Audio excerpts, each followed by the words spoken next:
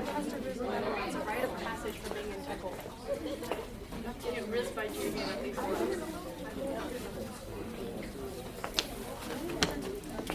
That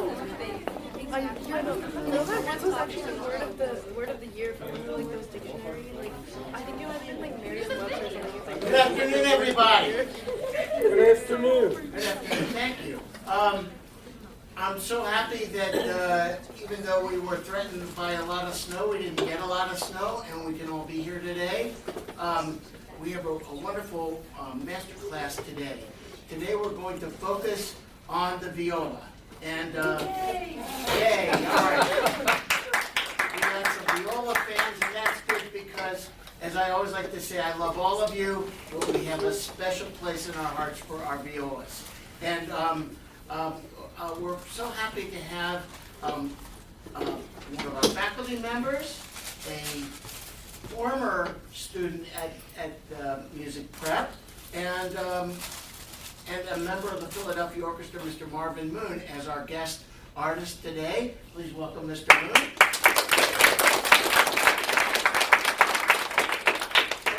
And we're going to hear two performances of unaccompanied Bach today. And as you know, the unaccompanied Bach cello suites and all the violin partitas and sonatas are some of the most amazing pieces of music ever written, in my opinion, and a lot of other people's.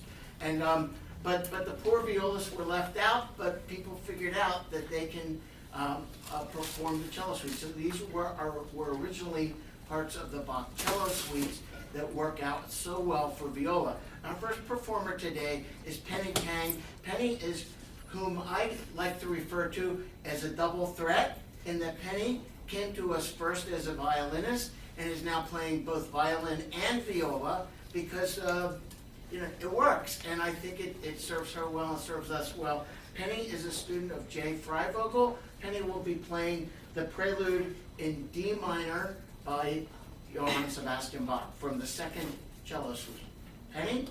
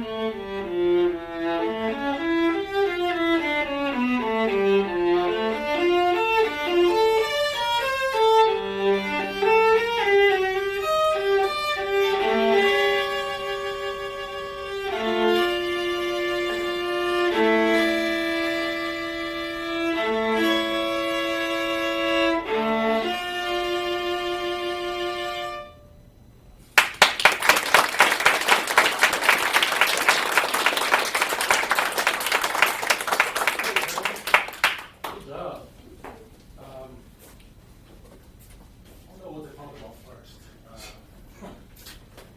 Oh, it's really good. This is it's not an easy one, is it?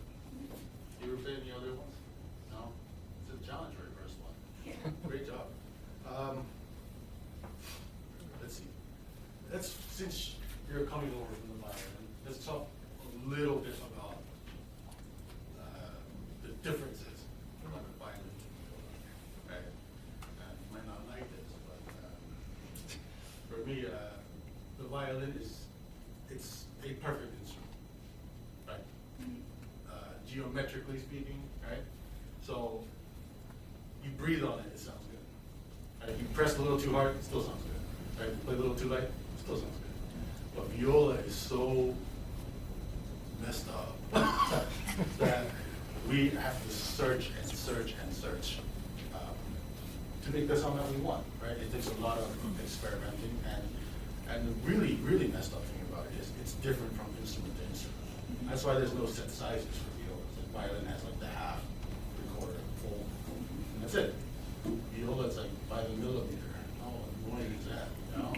So, not that you sound better, you sound fantastic.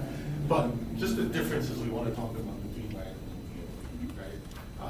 And it has a lot to do with how we use our bow, right? There's one thing I noticed that you only really got down here for the last like 5 chords. Wondering if we were able to use your bow like a little bit more towards the. I mean, I love how you're using it up there, but also incorporate the lower half in the rest of this. Can we just try one experiment though? Like in violin, like I said, you can press a little bit to get the sound, right? But if you press on the viola at all, like the sound literally implodes, like one of those building implosions. The sound, that's what happens to the sound, really. So what do we have to do to make our sound larger? Yeah, but how do we do it? Faster is, yes. There's a combination of things, really. Where we place our bow, like from the bridge, is really, really important. And that coincides with how fast our bow is moving. So like a general rule, like the faster the bow moves, the farther away from the bridge we go, the slower we come closer to the bridge. But a really, really important thing is really getting like the contact of the string and the hair of the bow and sort of just pulling it across instead of getting down into it. You know, so if we go like that's pressing, right? Still pressing. But if we just grab it and just pull, we can get like a decent sound. So can we try something? Can we just use any string you want? You can pick any string you want. What we're going to do, we're just going to do a little exercise drill. Some of my students here have done this a lot, but this is going to be just a pretty bad sounding drill. On the G string. Okay, so we're going to try to pull the bow this way. I'm going to grab the tip, and you're going to pull with pretty much all your might, but you got to pull it with your sort of upper arm, like this way. Just imagine your little sister behind you trying to help her, okay? But the key is like to not let the stick go down at all. Go slow, go slow, go slow. Slower? Slow, yeah. Oh, yeah, that's the mechanics, right? Does that feel different from playing the violin? Yes, so it's a lot of upper arm motion that we need to play, especially in the lower half, right? So, can we try the beginning and just like think about what that felt like, kind of play it the way that feels, but not so extreme, right?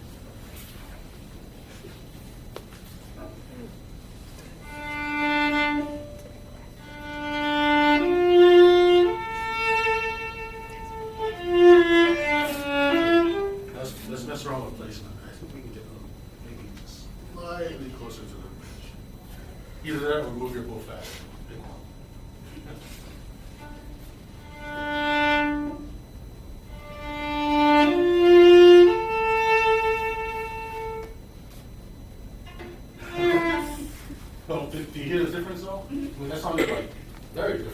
to me. Sound different to you? Okay, just keep going a little bit.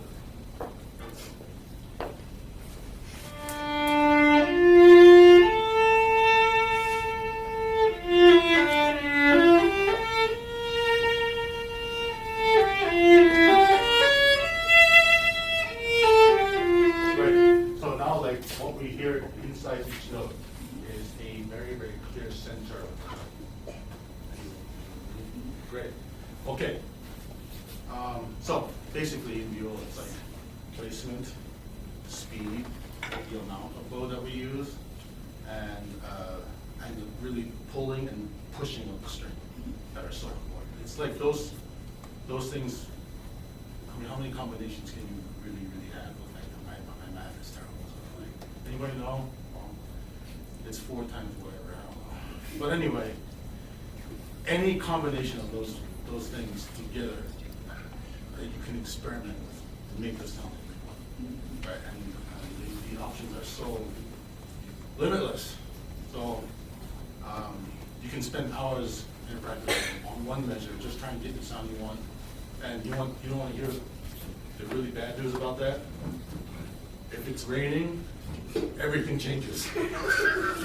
If it's like hot and humid during the summer, it's completely different.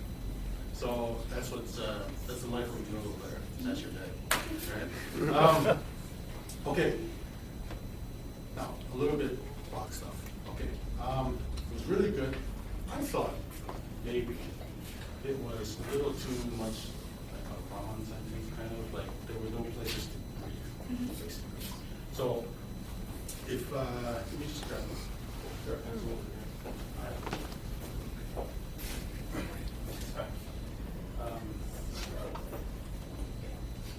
If we think about the main sections of this grade, where would you say the first one goes to? A big section.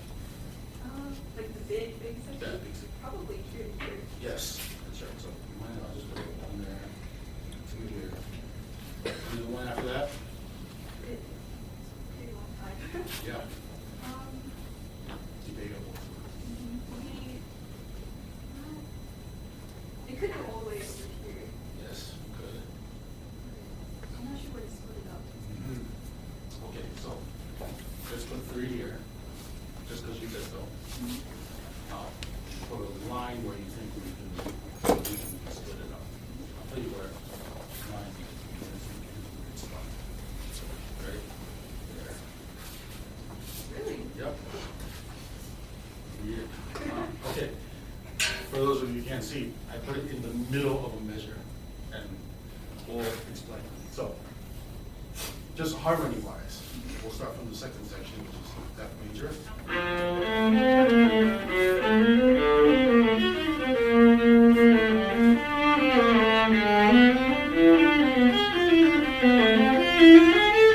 There could be one there too.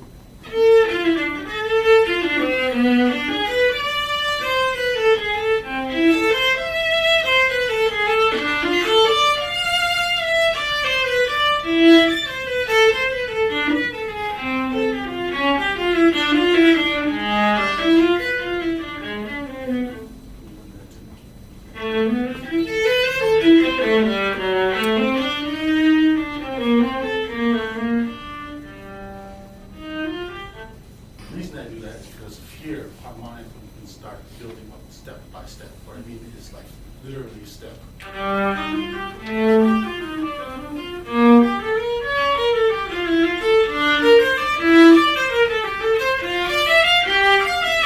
All the way to there, right? That's just little phrasing stuff, but the beauty about Bach is like, no matter how you play it, just play it the way you're convinced and it will sound good. Right? No one is ever going to tell you that was wrong. Because there's no wrong way to play Bach. There's a boring way to play Bach and a annoying way to play Bach, but never a wrong way, right? So if you decide to play it boring or annoying, just make sure you're really convinced about it. So that way the listener will be like, oh, that was boring, but it was nice. All right. Okay, so can we try just to build up the first section? Where are we sort of our highest point of the first section? Where would that be? Where it goes the highest it is? Or That's a really, really, really safe assumption. It's actually a brilliant assumption, not safe. Because, I mean, a general rule in Bach and most music, the higher the notes go, the louder we get, the lower the notes, the softer we get. So that's always a great rule to follow, especially in Bach, right? So if that's here, let's see what that says.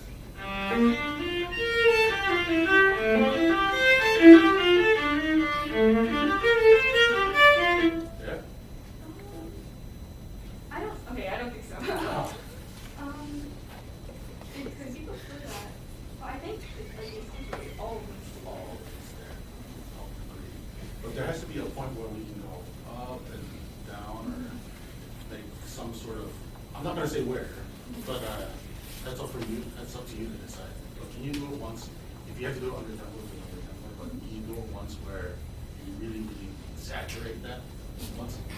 Just the first section, up to the end.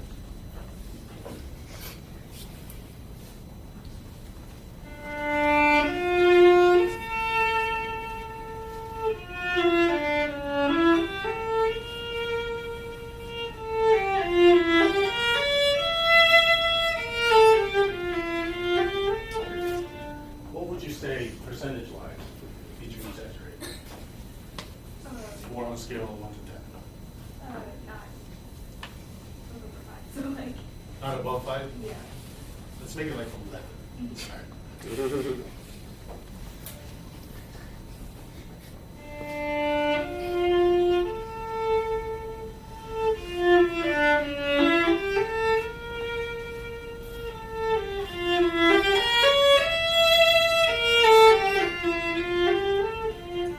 Nice. Really nice. That was really nice. Really, really nice. Did you think that was too much? Yeah? To you, it seems like it's too much, but for everyone listening, it's either just right or maybe not enough. So basically, when we're phrasing in music, especially Bach or really any music, like what it feels to like to us phrasing and sort of making music, right? You kind of have to feel ridiculous. You kind of have to feel like you're on stage in your underwear. You know, because that's kind of what it is. But believe me, that's what sounds the best, right? You do it once, crank it up to like 15. Right?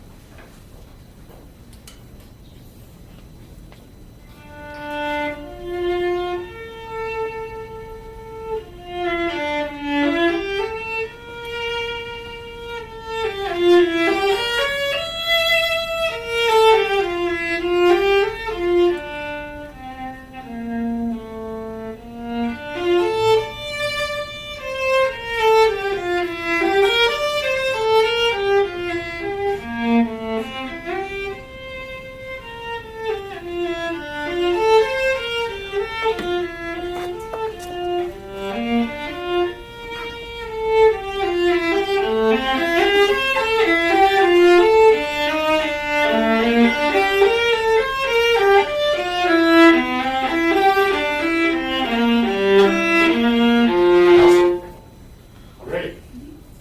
How'd that feel? Better. Does it feel like you're kind of alone on an island though? Yeah. Yeah, that's a good thing. I mean, musically, it's a good thing. Great. Can we talk about one other thing? Is sort of, well, two things. Harmony. So you don't take music theory classes like that. So it's basically the gist of it is you have your 1 chord, which is your root key, and 5 chord, which is the dominant, right? And then so you just kind of like show harmony. And that kind of ties into what the second point that I wanted to make was sort of the flow of the piece. For cellists, I think this is a great tempo. But for viola, since we're an octave higher, I think it has to just be a smidge faster than what cellists do. Or else it kind of just feels like it doesn't flow enough. So if we went, oh, and harmony-wise, we have to establish D minor first, and then we can establish the tonic, well, A major, is always the sharpest. It's used establish D minor. So basically what I'm saying is we need to sort of connect the first three notes. The simplest thing. Not like that.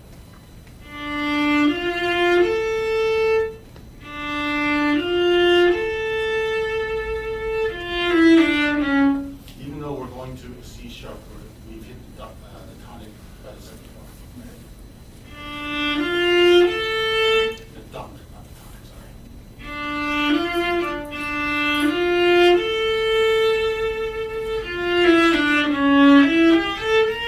So if you just show that we have changed harmonies in the second part, it would be great. How are we going to do that?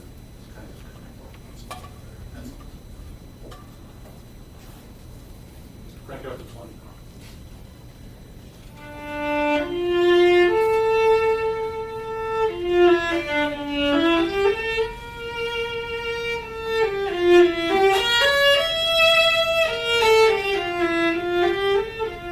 Great. So how many elements of Bach have we talked about? We talked about harmony, flow, sections, phrasing. Next thing. On top of all of that, we still have to play a melody, right? So, if we go, I thought you did this, but.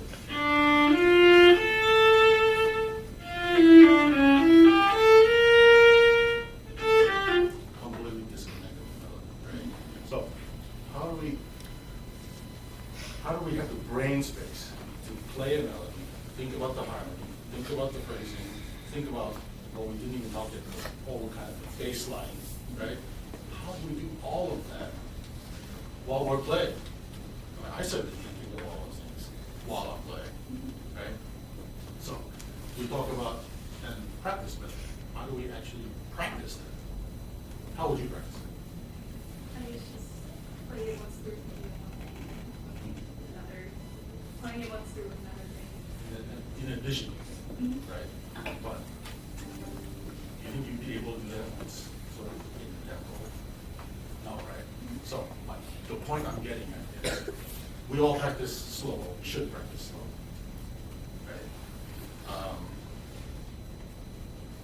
Why do we practice slow?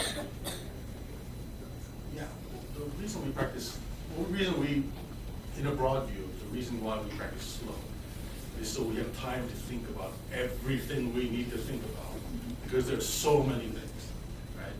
Not to mention technique, intonation, blah, blah, blah. I should really follow on advice. Anyway, we have to think about all of those things. So practicing it slow, here's a challenge. It's like, get it perfect, it's slow, right? And the phrasing part, that's super, super hard to do that slow, right? I really don't have a problem with the beginning, but so can we skip? Let's just do the second section. Playing it From there, up to the floor. whatever you want.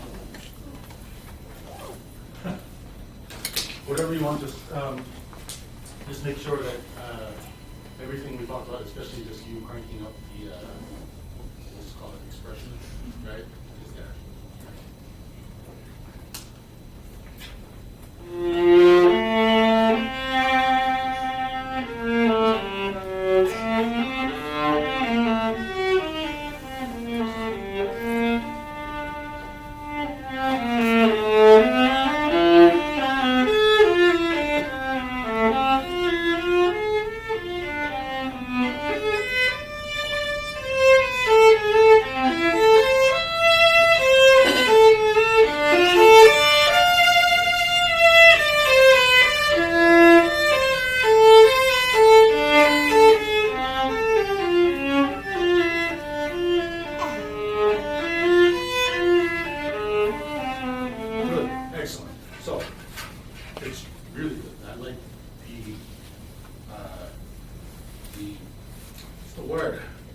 The climax of the phrase was great. So that was you just thinking, just really sounded like you getting into the melody part of Bach, right? And I wish I had a little bit more of the harmony part, right? So, and that's easy, kind of easy to figure out. Just figure out bass line, right?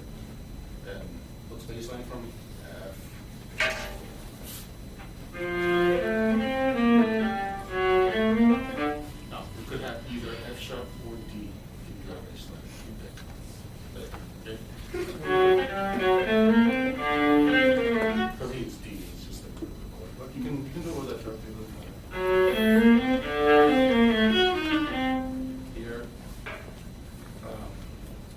G, G sharp, or E. Here, what do you think?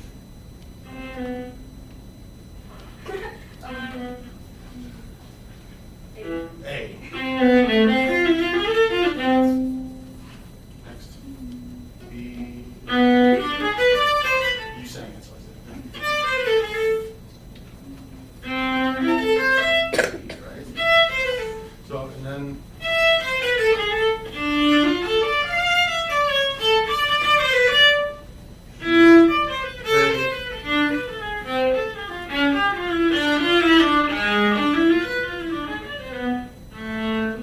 So, it's a progression that we have from one bar to one bar, and then all of a sudden Bach does beat by beat by beat until he wants to make a point that we get to A, which is a octave. Right? So, and it doesn't have to be this way. The way I say it could be totally different and still sound awesome. But my point is that find your own way to get it. It sounds really, really great. Really, really awesome.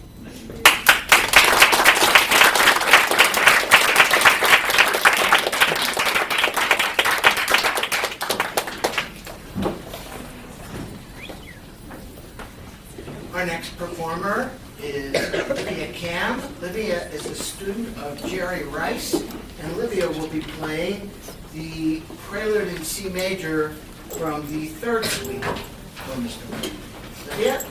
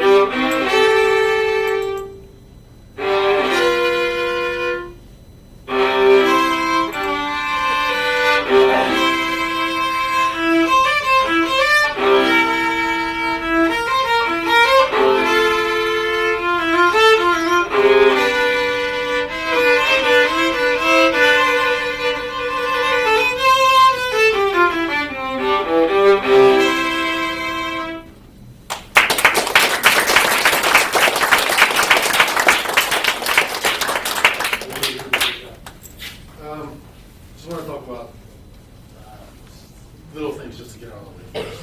One is the finger ring. I hate talking about finger ring, but I just have one that's, I just need to ask you about. It's this one here, going into the pedal. Is there a reason why you do that on the A string there?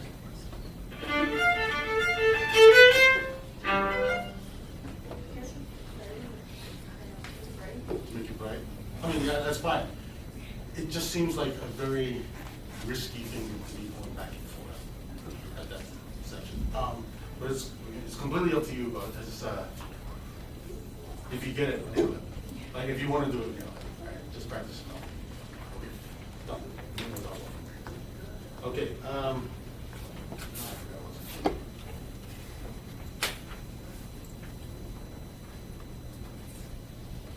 Sorry.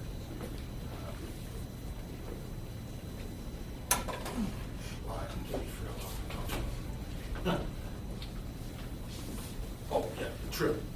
The trill has to start with the Oh. yeah, so. Usually put the T. Okay, now the next time. Great. So, I don't know if you were here when Eddie was playing, but we talked about establishing the keys first. So, we're in C major. Okay?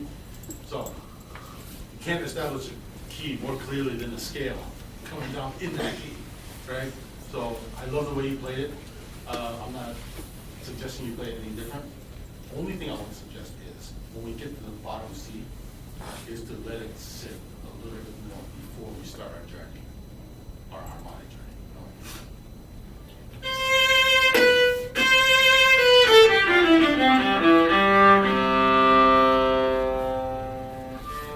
Right at the end of that open C, when it sounds right, then you can start,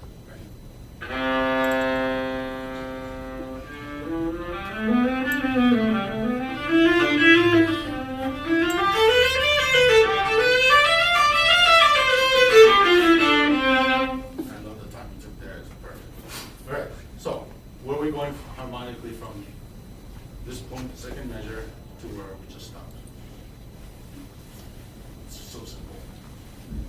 Dominant, diatonic, dominant, and that's it. 1 5 1 5 1 5, right? And then can't be more simple than that, right? So we're establishing C major. Great. Where's the next big section? That could be, but I would, harmonically speaking, I think would be what you wrote, letter B, right? I like the way you put your rehearsal there, it's brilliant. B. Here we're now in G major, which is our dominant key. And then we take a journey through A minor, blah, blah, blah, G major, C major, a little bit of F, and that's pretty much it for this. So, it's simple, yes, on paper. Maybe one of the harder suites to play. Because every time I play it, I always feel like it's not good. The other suites is like, okay, maybe I can get away with it, but this one is like, no, it's not good. Great. We talk about a couple of technical things, can we? If you don't mind. The way you're using your bow is great. It's, you play with faster, right? Yeah. No? Oh. But you're using a little bit. I wish you could just use a little bit more, like just literally like 10% more would be great. But not just the amount, but having you connect or sustain from point to point, right? And then think about connecting from this point to the change, right? So like if you really, really break down playing super simple, I'm not saying it's going to be simple, but like if you start a note, right? Any particular note, you have to start it really well, right? That means articulation or whatnot. Play the note really well, right? Tune, the sound all the way through until the end of the note. Which means they end the note really well too, right? And then what? Anything else after that? Connect it to the next note, and then it starts all over again in the second note, right? So that's how we just break it down. So what I would love is just from the beginning, just the first second. Just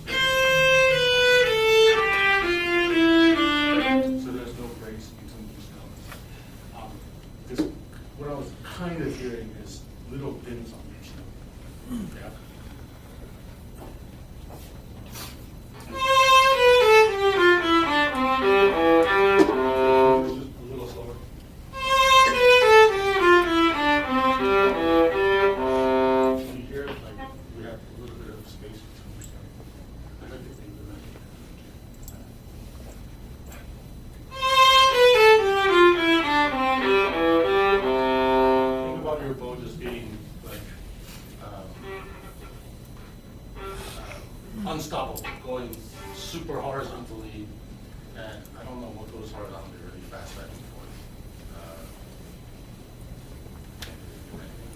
Except I'm thinking of speed, but it doesn't work that. All right, but like, I'm sorry. You can just go like really back and forth. You don't need to add any pressure or weight. It's just, I guess, speed, right? But making sure it doesn't stop in between each motion.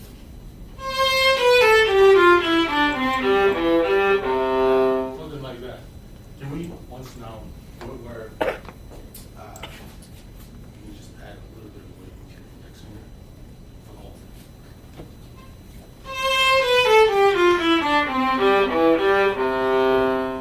5% of the work.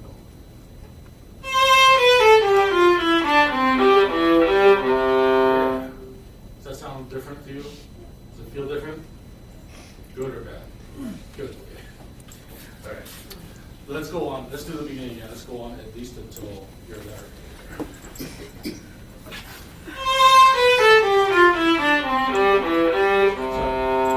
just connect the first C to the second B. All right.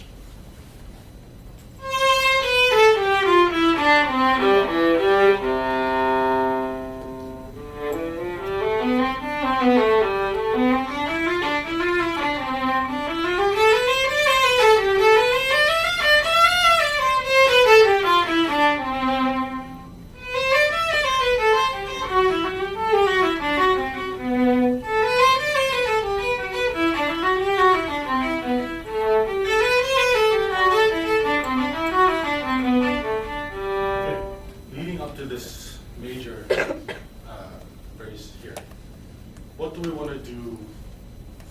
Well, simple, dynamic, leading to that G.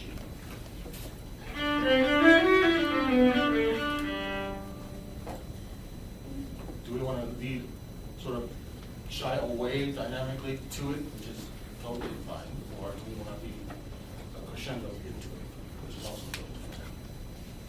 Completely up to you. Yeah, that's right. Can you try it once?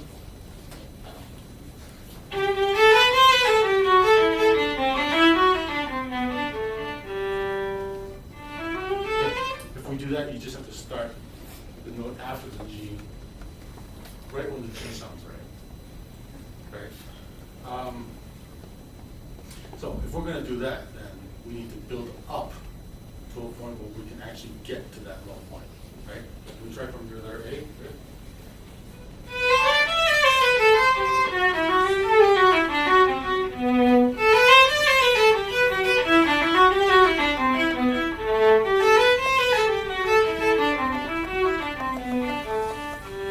Good. This is a little difficult because the first thing that we have is it's actually the highest one. Right?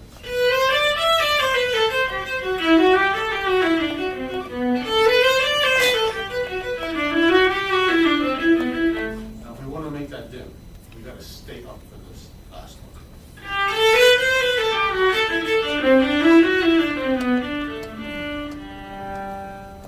What'd you say? Does that make sense?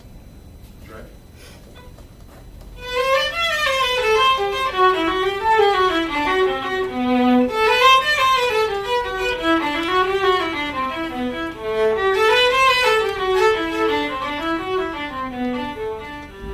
That sounds nice. What do you think? Yeah? A totally different way that you can play it is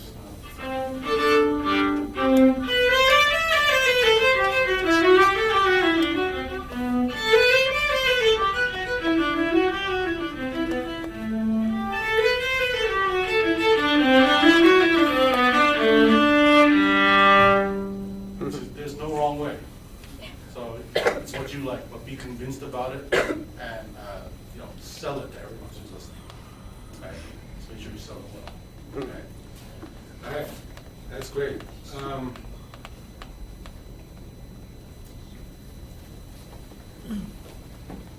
Let's move over to, I would love to do from here.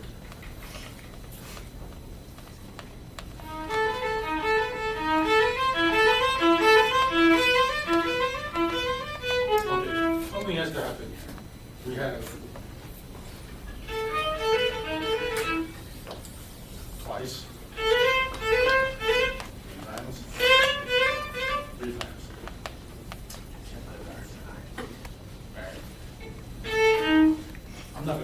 you do it, right? But do it however way you want to, just make them different and make them unique. Right? You need a minute to think about it, take a minute, but you figure it out.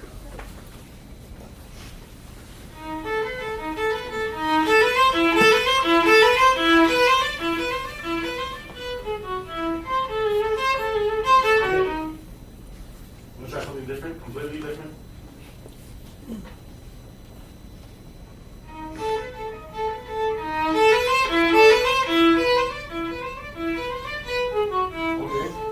Okay, that was definitely different.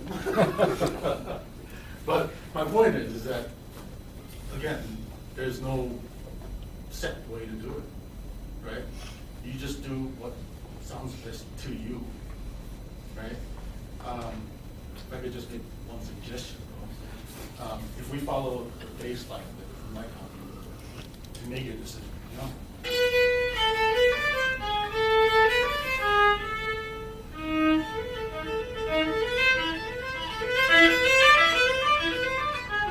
So we're going, right?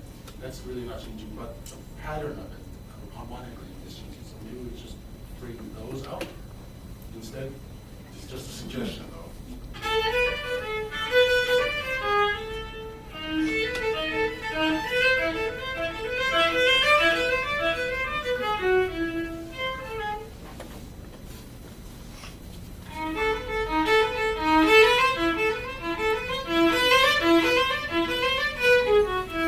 If you like it, you can use it. I'll give it to you for free. All right, but that, you know, my point is, like, there's so much of that in this prelude that you can really pick and choose how you want to do it. It's always going to make sense as long as it makes sense to you, right? Great. I would love to do this next section here.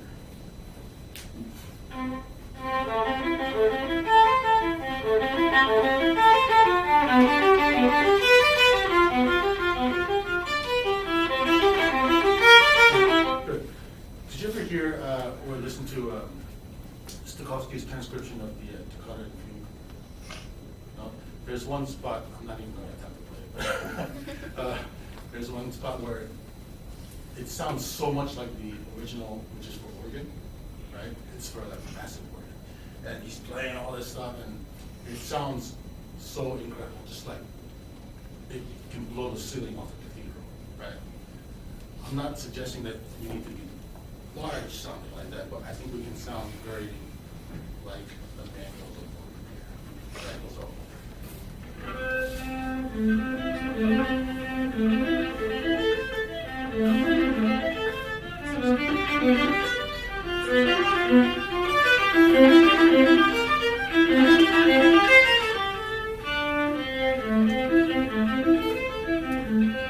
like a really sort of, I would say, fluffier kind of sound, instead of something that's so a little less concentrated, basically. Can you try it once?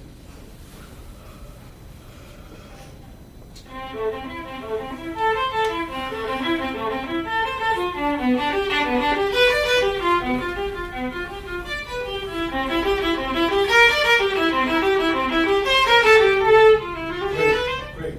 What do you think? If you like it, do it, you know, whatever. Or you play different every time you play, right? But the reason, though, I like that sound there is we're building all the way to the next big section, which is our all the way from there,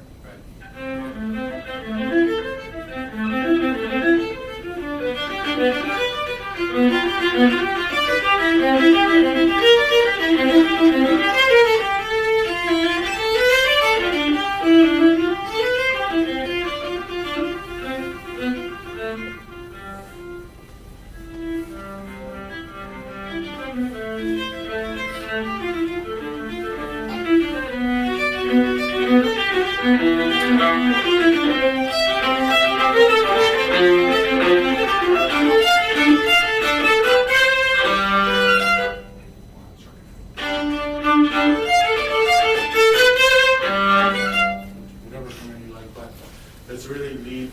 It's basically from that A minor organ-like sound all the way to the beginning of the pedal. Can we try it?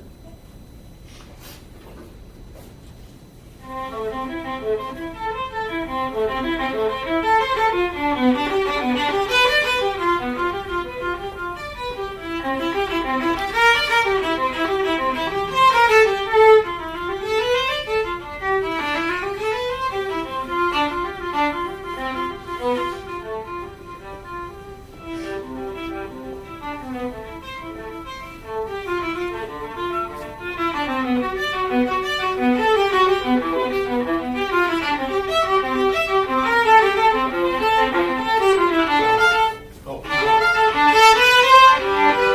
so basically, just a large portion of the curriculum is on it. There, great. Can we do, right where you just stopped, actually, the pedal? We're going to bring out where the pattern changes. Where does it change? So basically, just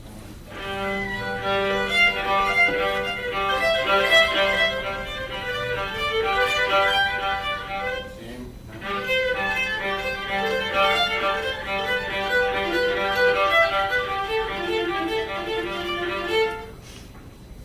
Here, changes, right?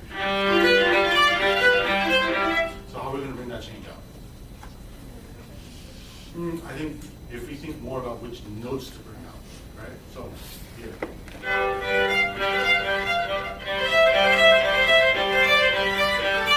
We want to try to bring out the middle note, which is almost impossible to do, right?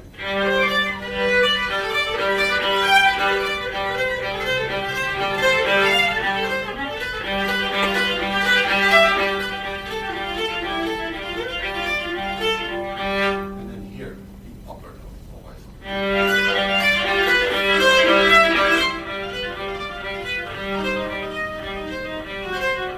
And then here it changes again, middle note. Right? So if you sort of like have a plan like that in your head, right? Just practice it once, sort of like really unorthodox.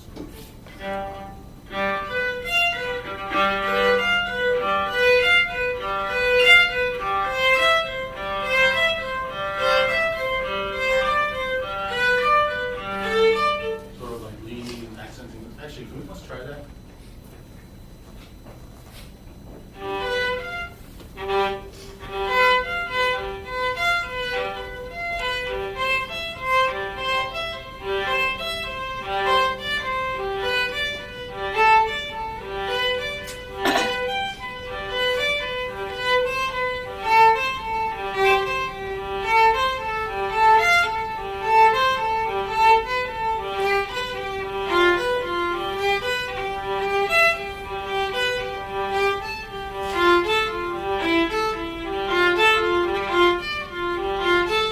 Upper note.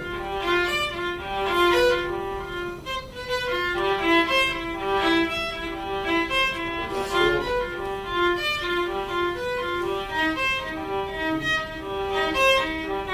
Middle note. Yes.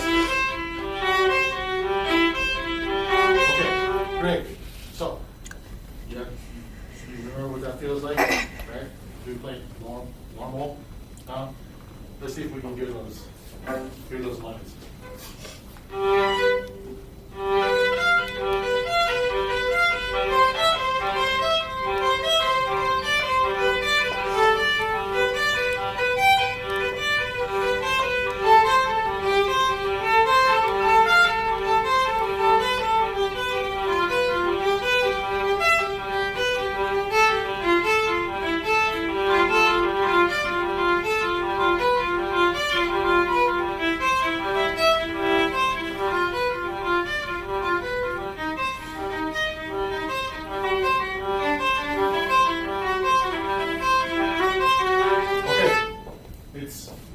Really getting there.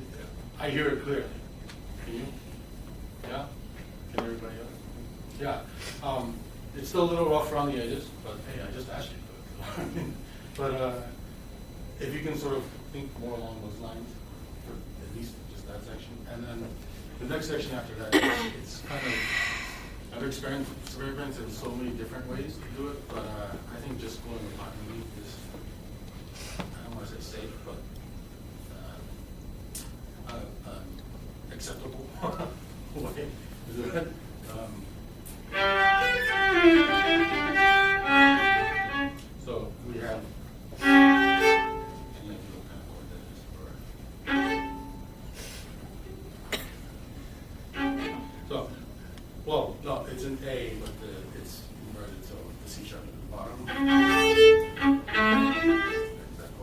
these two. D minor. This is actually a G inverted. It's a C major. So if we're going to think along those lines, we go.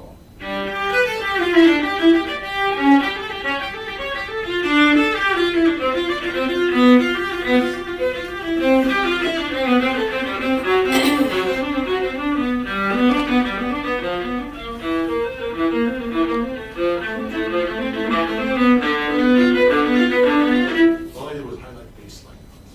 Right? And the same way we practiced the highlighting notes inside the pedal thing, vibration thing. If you can practice it that way for the next little section to bring out bass notes, I don't mean you have to actually play them louder, but if you have the idea, we will hear it. Right, that's the goal. So, great. Can we once do just from here to the end?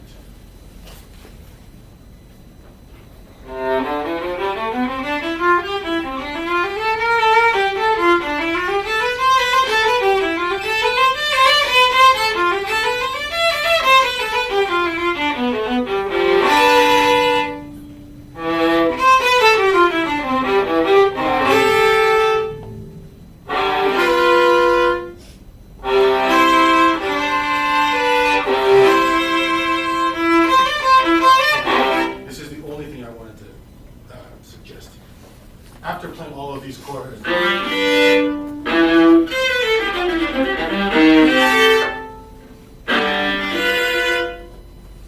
here I think we need to keep strict tempo all the way from here.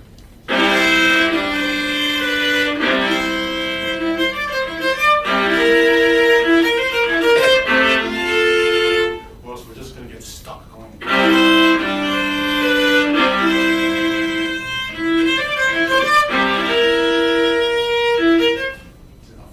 Heard it all already, so it's like, you know.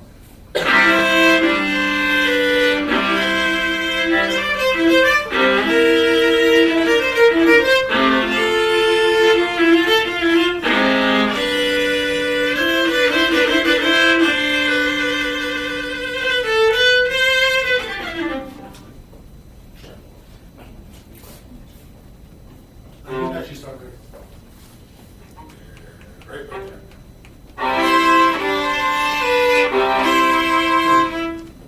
No, I'll just think too.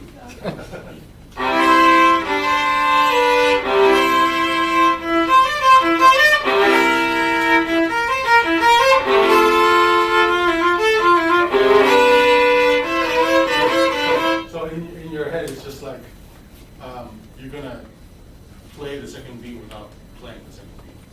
One, da, da, da, da, da, da, one, two, da, da, da, da. And then because you're doing such a great job of establishing those harmonies in those chords on the first beat, there's no need to, in my personal opinion, there's no need to actually extend those chords. Right? Any questions? No? It sounds really good. Thank you.